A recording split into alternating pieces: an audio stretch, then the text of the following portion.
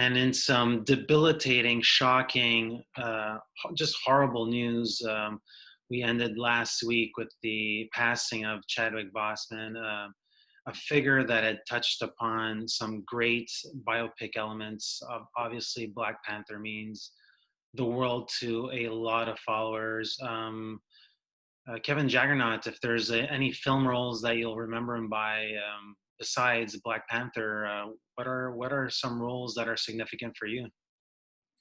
I think for me, I mean, Black Panther is his most significant and the one that touched people in the most significant way. And I think the real tragedy is, we saw him in 42 and in Get On Up, and, he played these iconic roles. But I think the tragedy here for everyone is losing someone who, by all accounts, was a great human being, a great person. And also someone, he's young, 43. His talent was really just starting to emerge, and I think that's Mhm. the real loss here. We're not going to see this great actor, this great man, this great role model.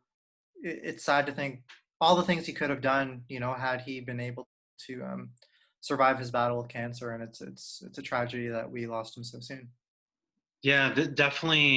You definitely think of like as a parallel. You look at Denzel Washington's career, um, and obviously perhaps he touched upon a lot of original material, and you could have seen Boss Man sort of like he could have done another 4 decades worth of grander and larger roles, and again, bring more oomph to the Black Panther character that is going to be forever remembered for.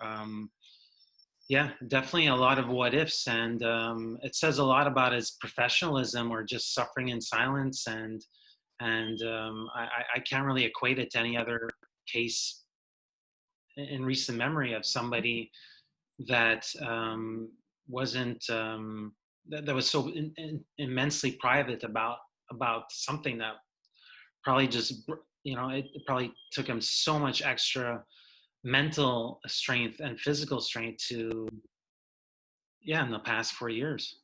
It took a lot of courage, a lot of perseverance to live through what he did, and still, star in a number of huge, demanding films.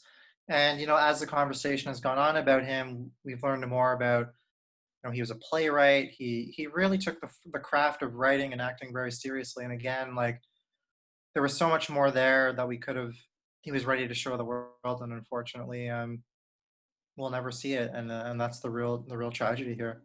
Mhm. So this week that is upon us is for us, it's really an exciting time for the schedule-wise. It's the Venice Film Festival, which has a pretty loaded lineup in terms of the competition films, but also all the sidebars. What I wanted to do with you is actually try to guess or pretend that we're prognosticators and can figure out the Golden Lion winner ahead of time, which I always find as a fun exercise, perhaps futile. Worth mentioning before we go into I asked us to pick our cherry pick 3 titles, Mhm. but I think it's worth mentioning uh, the fact that we're in a very specific, special moment in time, and we're not even talking about COVID, but obviously everything that's happening in the U.S. and worldwide. Besides the pandemic, there's a whole bunch of political issues happening, and so the jury lineup is headed by Kate Blanchett. Matt Dillon recently came on board, replacing the Romanian filmmaker. And we have Veronica Franz, who's like more genre-esque. We have Joanna Hogg. Obviously, Souvenir number part 2 is something that we're going to be looking forward to next year. We have Nicola Giawa, who's an Italian author. I'm not really familiar with him.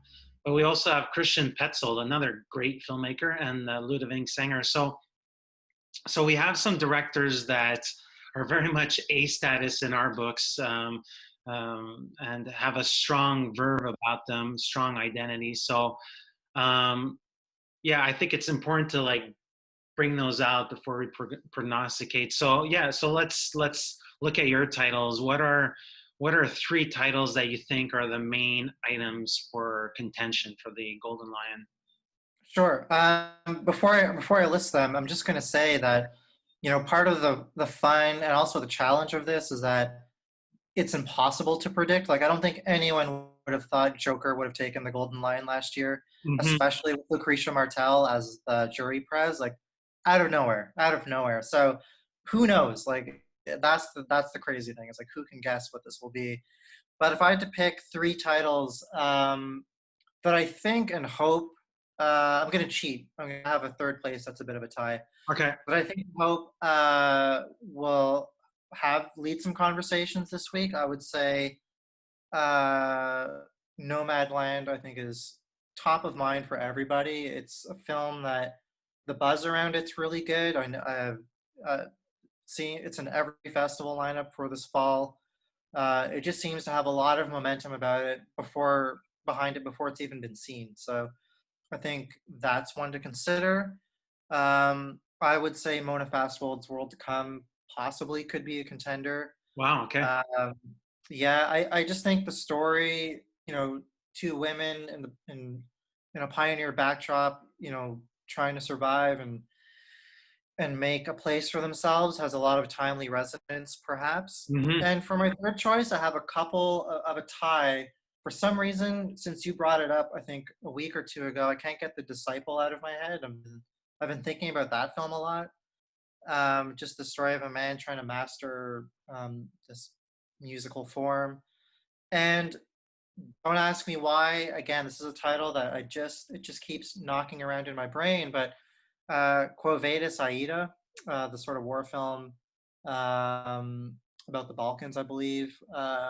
Again, I think that could come out of nowhere, and I think if you look at the last three Golden Lion winners, we have Joker, Roma, and Shape of Water, three very quote unquote popular films. Mm-hmm.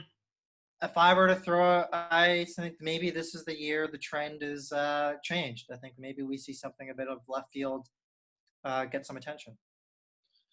What are your choices? It's funny that you mentioned. I mean, your titles all make sense to me. And actually, Cameron Bailey had a lot of good stuff to say about Vadis, Covidus.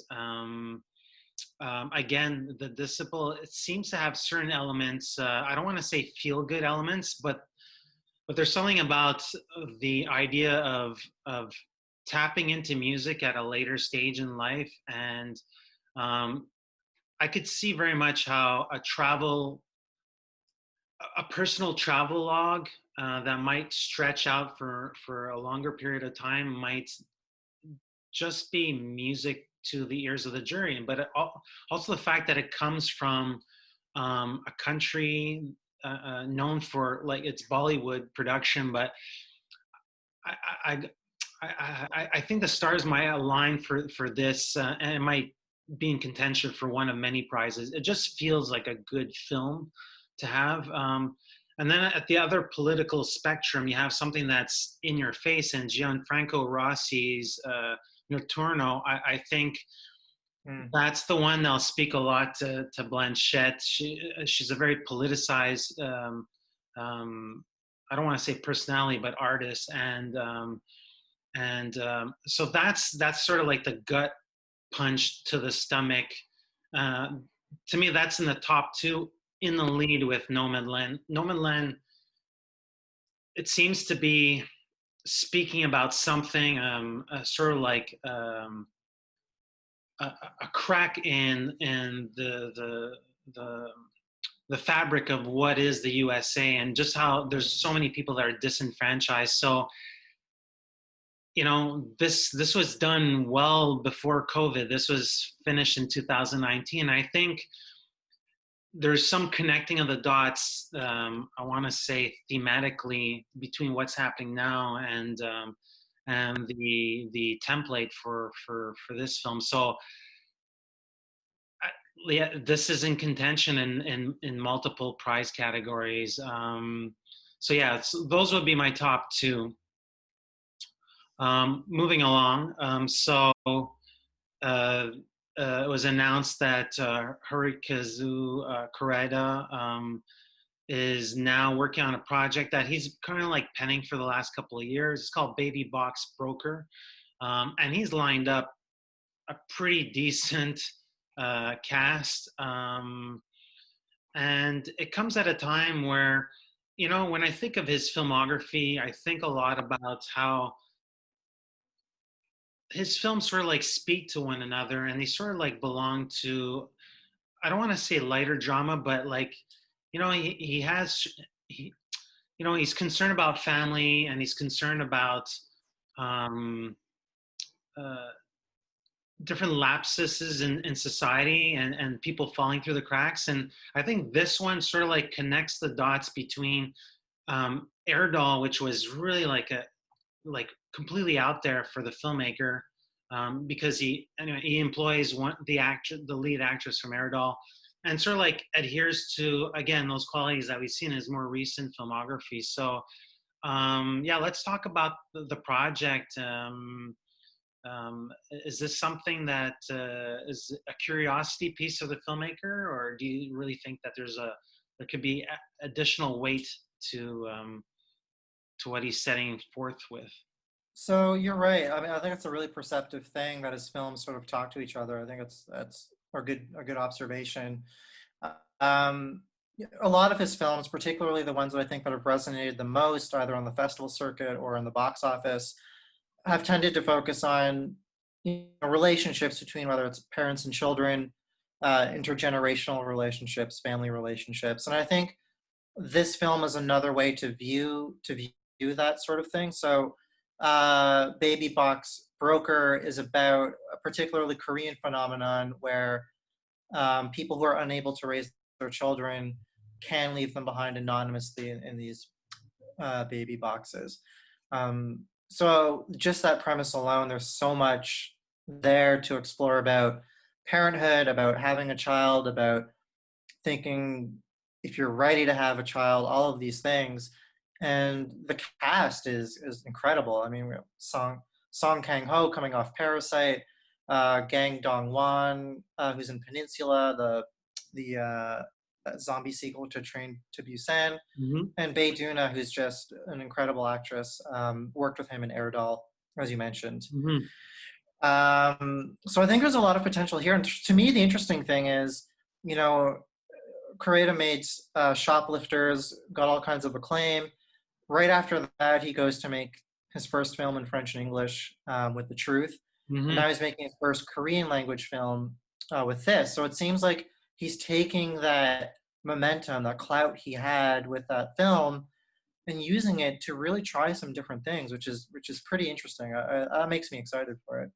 Yeah, there certainly is a universal quality to his more popular films, and they do speak to a larger public. And I think him venturing into different landscapes, if you want to call it, or different languages altogether, it's him getting out of that comfort zone. And I think a text like this could actually be quite critical of his own society in general, but also this, where we're at economically, and the fact that people can't, um, we're, we're we're part of a, I don't know, greener grass on the other side. And it'll be fun to see the Parasite actor sort of like be part of that fold, and continue a conversation that exists with Parasite in a way. So yeah, it's going to be gearing up for 2021. Again, it's something that he's been writing for a while now. So I guess the next 6 months out, it's him, doing some scouting locations, and just prepping for what'll essentially be a 2022 premiere, and likely be invited at Cannes or Venice, where his last two pictures were shown. Yeah, definitely, and something to look forward to, certainly. And I'm glad he's working at a really quick clip right now, which is great too. Mm-hmm. Mm-hmm. Speaking of Cannes, one filmmaker that's really familiar with the festival is Xavier Dolan, And I believe this week or the previous week, Maxime et Mathias was shown in the UK, and it got a release on Mubi in the United States. So he probably did a couple small press items, and so he unveiled sort of like where he's headed towards. He had mentioned working on a mini series in the previous past, but he also said that feature films is something that he's still set on. And so, yeah, let's talk about where Xavier Dolan is career-wise. I think we have different opinions on what his next future steps should be, but also talk about the if those two projects sort of like fit the Dolan, who's I mean he must be in his 30s now. Yeah, so yeah, we probably do have a bit, or maybe we don't. I don't know. I think Xavier Dolan he's an ambitious filmmaker in a way that I think is great. You know, Mm-hmm. I think the hard part is he made, you know, I think his first three films, I Killed My Mother, Heartbeats, Lawrence Anyways, it's a pretty incredible run for a filmmaker. He was at Cannes for all three, got a lot of attention on him, and I think having to work through all that attention on him is probably not easy. So I sympathize with that. But he's taken some big swings, had some big misses too. But I certainly don't fault his ambition. He wants to try a lot of different things. As we both know, he took, you know, The Death and Life of John F. Donovan was a protracted shoot. It went longer than it should. And then he kind of took a break and pivoted to acting. He was in Boys Erased and It Chapter 2, Bad Times at El Royale. He sort of took a break, made Matthias and Maxim. And now in a recent interview, he said he's got a few projects on the boil. You mentioned the miniseries. He says he has a horror film set in the 1800s he's working on as well, and a social drama, which could be anything. Mm-hmm. For me, the most exciting one of these three options is actually the horror film. For me, one of my personal favorites is probably one of his lesser seen films, Tom at the Farm, which I thought was incredible. A fascinating genre thriller with social elements, wonderfully directed. He really did something quite different than anything he's done before, and I don't think he got enough credit for that. And if he steps back into genre fare, I would be very excited to see what that turns out to be, because I think he does have a knack for it. I completely agree with you. I have this conversation with a whole bunch of cinephiles.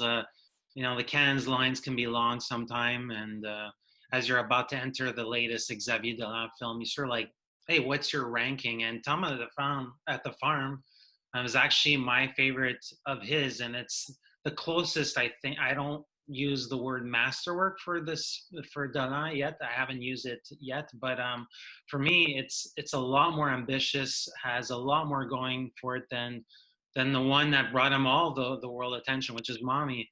Um, you're right on Tom at the Farm. It's I love this idea of the bullied becoming the bullier, and sort of like there's like switches in personality, and it adheres to like things that I can relate to certain Hitchcock films. There's a tensity, a tense feeling throughout that film, an unedginess, and so in terms of a horror film of the 1800s, I'm thinking that he was probably influenced a little bit by the recent work by Robert Eggers, or even maybe Ari Aster, and perhaps some European filmmakers. I know that Xavier is not well versed in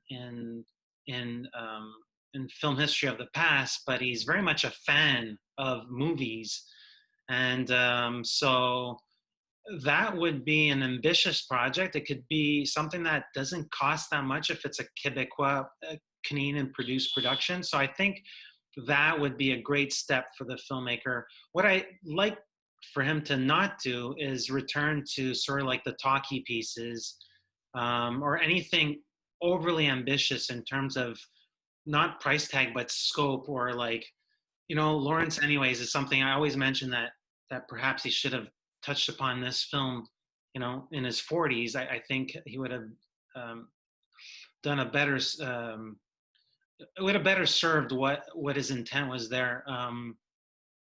But yeah, I think lesser and smaller in scope would be a great move for him, a next move for him. But I'm not standoffish on him continuing to pursue his acting career, and just like taking a couple steps back, because I think he's pretty much going to follow a career that's much like François Ozon or Christophe Honoré, or even Winterbottom, where it's like, I wouldn't be surprised if he's doing a film every 2 years for the next 2 decades. So yeah, take some time to step back and observe, and perhaps COVID is that, and a happy accident in a way for him. I think the Francois Ozon comparison's perfect, because that's where I see Dolan's career. I think he wants to try different genres. He wants to try telling different stories. He wants to play with the form. And you're right, he's self-admitted that he doesn't have the big cinephile history, but I don't think that diminishes his talent at all. He just sort of absorbs what's around him and still manages to put his own stamp on whatever comes out. I disagree with you about Lawrence anyways. I think it's probably my second favorite of his films, but yeah, I think he has a lot more left to say, and you're right, he's still young. I think he is just 30 now. And I hope he does get back directing again soon, because I think he's got a lot left. Yeah, I want him to take a break. But anywho, moving along, Amy Poehler, who we know obviously as a comedian and a gag a minute type personality, is going to be directing a documentary film on Lucie Desi, which is quite peculiar because there's an Amazon project by Aaron Sorkin that we discussed like 3 weekends ago.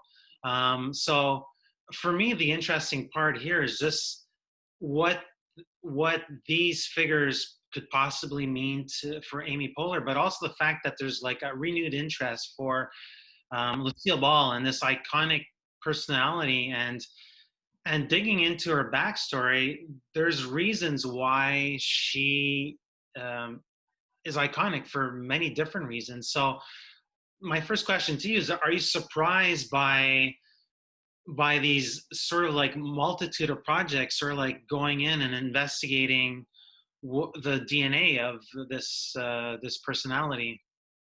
No, I think I'm surprised that hasn't happened sooner, to be honest. I mean, Lucille Ball, for someone like Amy Poehler, is probably someone she looked up to, a groundbreaking woman in the industry who was, I mean, Lucy and Desi were just like, as American icons, American television icons, American celebrity icons. They really were an unprecedented force. And on top of that, their personal story is waiting for a movie. It was fractious. It was, all kinds of things behind the scenes. So it makes sense to me that someone like Aaron Sorkin would see the value in that as a drama, as a fictional film, as a biopic. But just that story alone as a documentary, yeah, I could see why Amy Poehler wants to profile that. Yeah, there'll be a wealth of documentation there, and talking heads are, still among us. And also, from her vantage point, it's probably, like Mary Taylor Moore.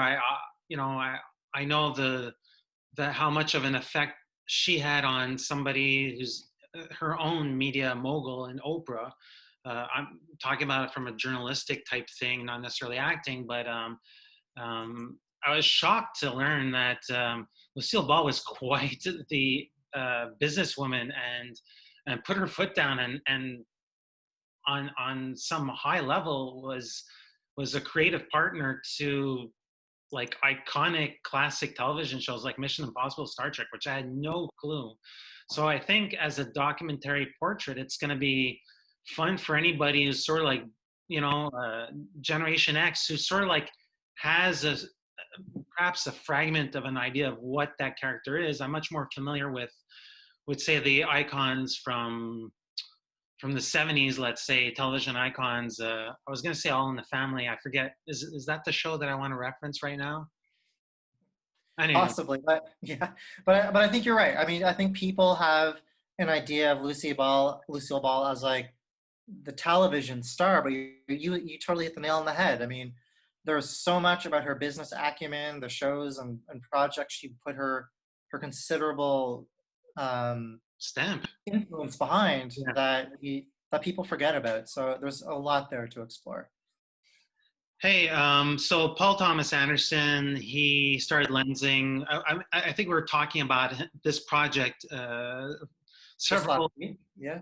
pretty much 3 weeks in a row now, and we're learning just through, paparazzi and stuff, the makeup of the project. So we learned that Bradley Cooper, that was a trade news item, but now we're getting this appears to be a film that's going to be shot, perhaps the majority of it, or maybe 50-50 with outside locations. So yeah, let's talk about the two personalities that joined the project, and one to a capacity that's actually quite interesting. So, as set photos have apparently revealed, none other than Benny Safdie has a role in the film, which is kind of incredible. But as we both know, he's an actor. He was actually great in Good Time. He's in the upcoming Pieces of a Woman, which we both love talking about. Mm-hmm. And now he's got this film. So that's kind of cool. We'll see how prominent this role is. And the other figure that's popped up is Alana Haim of the band Haim, who Paul Thomas Anderson has directed multiple videos for. So yeah, I mean, he is Paul Thomas Anderson's quietly assembling quite the ensemble here. I'm sure he's got a few more tricks up his sleeve. Yeah, by this time next week, we'll probably have another two names. It appears that way. But yeah, it was nice to see Ben sort of like flourish outside of the Safdie vernacular, and sort of been given that chance to adhere to a lot of the characters that he sort of like grew up with. He's an astute cinephile. Both brothers are, and he could probably like talk your ear off about American 70s cinema. And so it's funny to see him board a project that's set in the 70s. I'm sure that there's some characteristics or mannerisms that he's going to be able to bring to the character he's sort of picked up here. But I know that I believe that Paul Thomas Anderson was a big fan of their last film, and sort of like the friendship started there. Well, they did a podcast together for Yes. A24. Yeah, and just watching how this film is coming together, I'm getting a little bit of Inherent Vice vibes. I feel like this will be a film that has that sort of sprawling ensemble after the much more like the two-hander Phantom Thread. So I don't know. I'm getting the vibe that this is going to be a film that's perhaps bigger at least in the number of characters than maybe we were expecting. Yeah, David Borwell talked about the mapped out strategy for narratives. I forget the terminology, but Magnolia obviously is one where, you almost need a decoding system and a map and pins to sort of like see how all the characters are somehow involved in each other's storylines or are interconnected. Moving along, we have a project that's a remake of a film that's dear and near to my heart. Jacques Audiard in 2009, I believe, came out with Un Préfet, a prophet, launched the career of Tahir Rahim, who's just been doing a lot of Euro projects, and sort of like, he has the Damon Chazelle miniseries. He was there for a fraction of a moment, but it was just nice to see how that film just had a life of its own, just carried itself, and people still reference this film to this day, and we're talking about a good decade later. Hollywood came calling, and so I'm actually quite happy about the filmmaker that's on board the project, and the actor is somebody who's an up and comer again, once again, and he's got a nice little CV on his belt, under his belt. So yeah, so um, it's known in the States, or going to be known internationally, as American Son.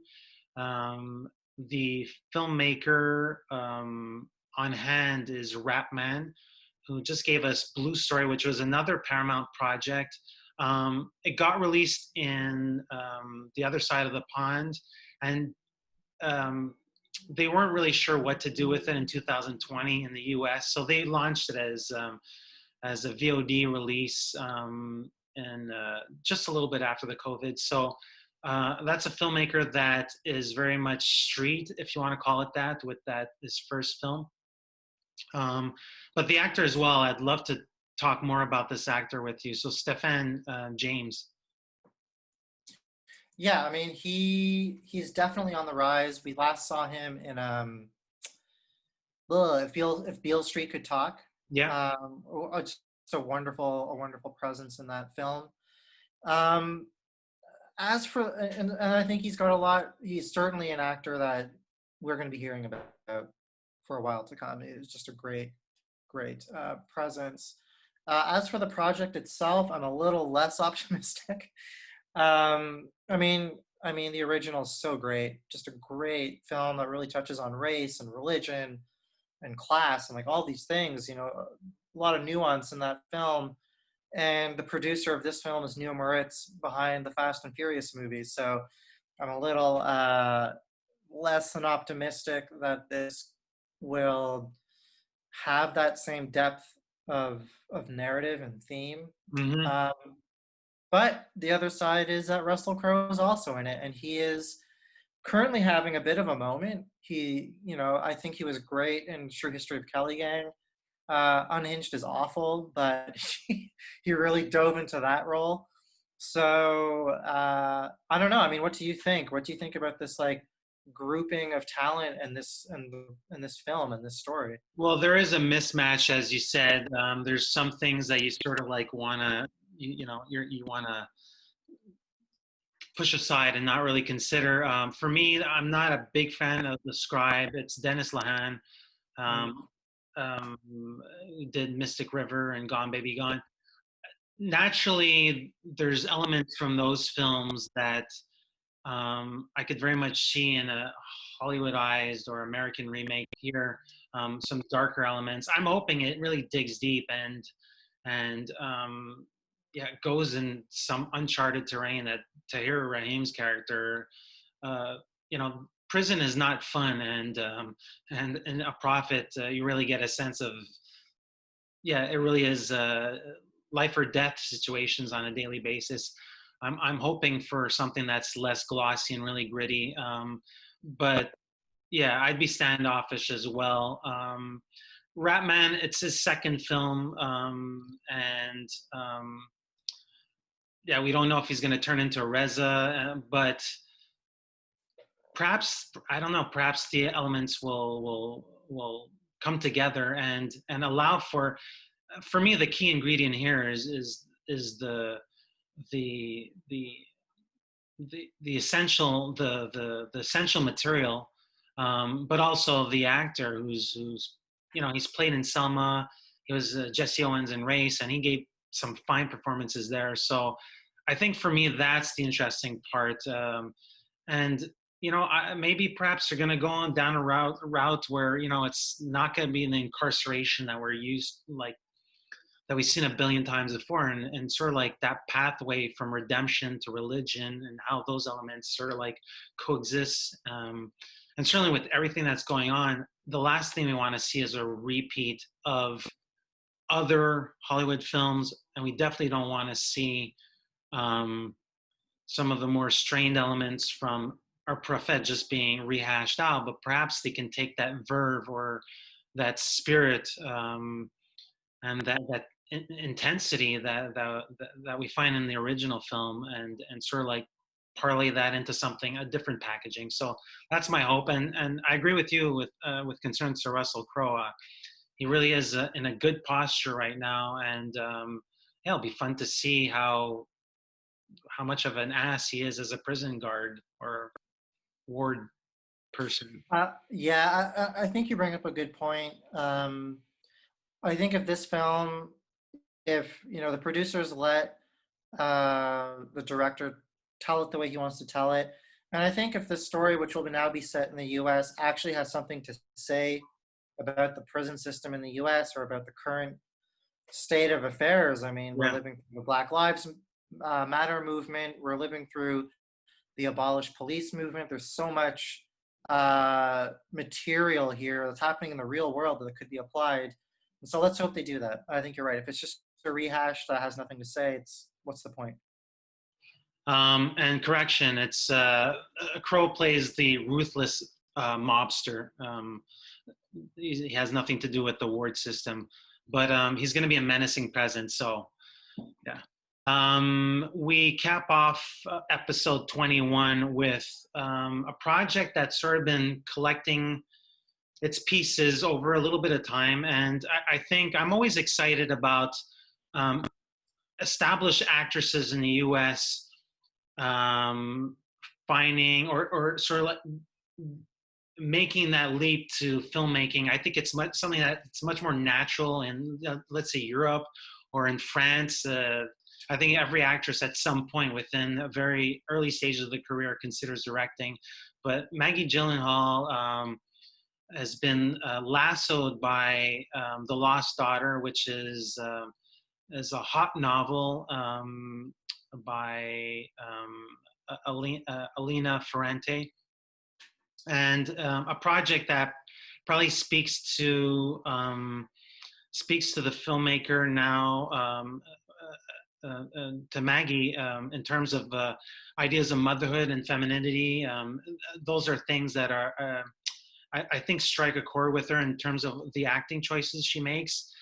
So this week was announced that I think one of the final pieces of the puzzle in terms of that mini ensemble, Paul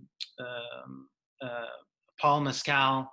I don't know if you've seen Normal People, but let's first look at this actor, what he brings to the portrait, look at the ensemble, and then look at the project and what this means for Gyllenhaal's debut. Sure. So there's three things that excite me about this film. One of them you brought up. I'm always excited when an actor takes their hand at directing. I think Maggie Gyllenhaal, tremendous actress, and just the choices in the films she chooses to act in, I think says a lot about what this film could be. She has great taste, and I don't know if you saw the short film she made for Netflix as part of their quarantine series, but it was very assured, a very interesting film. So I'm curious about a feature from her. So that's one element. The second is Elena Ferrante. I've read the Neapolitan novels that made her break out internationally. So that's a trilogy, I believe, right? Quartet. There's 4 books. Okay. They were adapted. They're now an HBO series that's being released, and the books are phenomenal. They truly do live up to the hype. Great novels. I haven't read this one that the film is based on, but I presume it's going to be as interesting and as rich as those books are, because the author really speaks to women in particular, and in particular the challenges of being a woman, a mother, a sister, all of those things, and the relationships with men and power dynamics and sexual dynamics and all of those things. So it's really wonderful. And to circle back to Paul Mescal, I have not seen the Normal People series, but by all accounts, he's the runaway breakout star. He's actually, weirdly enough, in a recent video for the Rolling Stones. But yeah, it seems like he is just ready to become a huge thing. So a lot of things, and we can get into it after, but the rest of the ensemble that he's joining is fairly impressive. Yeah, I'm a big fan of who's likely going to be the protagonist of the film. So, from what I understand, it's a portrait of somebody that's kind of like her grown daughters have sort of like left the nest. They're adult daughters, and she's a divorcee. And it's Olivia Colman who's going to be taking on the lead role. And so, I think from what I understand, is her vantage point is like she really appraises, as you mentioned, you talked about this trilogy of books or the quartet of books. And so it sounds as if the landscape becomes a sort of like, not that it's poeticized, but it allows a certain reprieve from life and allows for certain reflection. And Coleman could go to those depths. And I've seen her in Tyrannosaurus, like really get extreme characters in the last decade or so. I think this one's much more one where there's a lot of speaking with little actions, and I don't think she'll need to have a lot of dialogue exchanges to sort of like share those degrees of a certain unsatisfactory um, level, I guess, of being at the midway juncture in your life or a little bit past that. So like I'm seeing that character as, I don't want to say awards buzzworthy, but something that's gonna mean a lot to a lot of people. And again, we can reference the author here, but I think in the hands of Gyllenhaal, it's gonna come across with a lot of thoughtfulness and intent. And the other characters that are part of this project are Jesse Buckley, there's Dakota Johnson, and Maggie Gyllenhaal's better half, and Peter Sarsgaard. So yeah, you have this new element, you have these established actors. I think Dakota Johnson she doesn't always get appreciated for for even the roles where she does have an impact. Jessie Buckley is certainly, she's in the new Kaufman film. There's a lot of elements working, and I can only imagine how Maggie Gyllenhaal is gonna go all out and have a great production designer, cinematographer that would adhere to what we want to see visually or how we want to see it be treated visually. And so, yeah, there's a lot of stuff in here. Yeah, I think you said it nicely. I think that Maggie Gyllenhaal is assembling a great team around her for her feature. So definitely one I'm looking forward to.